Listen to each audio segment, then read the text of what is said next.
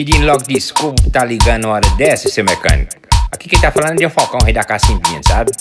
Minha rural velha me deixou aqui na mão, moço. Não prego, não pega de jeito nenhum essa porra. Eu bato na chave, ela só fica dig, e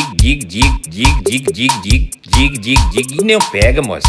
Dá a solução aí, pelo amor de Deus. Ou ele dá tchum, pra pegar, ou ele faz tchum, e não pega, tchum, e não pega, tchum, e não pega, tchum,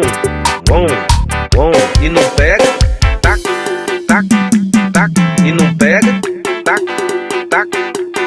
e não pega, tac, e não pega, tac, e não pega. Eu acho que eu entendi mais ou menos, sabe? Mas repete aí pra eu ver. Ou ele dá tchum, pra pegar, ou ele faz tchum, e não pega, tchum, e não pega, tchum, e não pega, tchum. Ah, é assim, né? Tá, e não pega, tá, e não pega, tá, e não pega, tá, e não pega. Agora esse diga aí, você não tá entendendo não, você tem de me explicar direitinho. Pois é, meu filho, não aguento mais gastar com esse carro aí não. Eu acabei de comprar 4 rodeiras novas pra botar nele. O botijão de gás tá aí, é 0.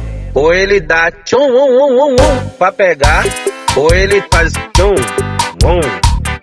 e não pega, tchum, e não pega, tchum, e não pega, tchum, e não pega, tac, e não pega, tac, e não pega, tac, e não pega, tac, e não pega. Eu acho que eu entendi mais ou menos, sabe? Mas repete aí pra eu ver. Ou ele dá tchum, pra pegar, ou ele faz tchum, e não pega, tchum, e não pega, tchum, e não pega, tchum. Ah, é assim, né?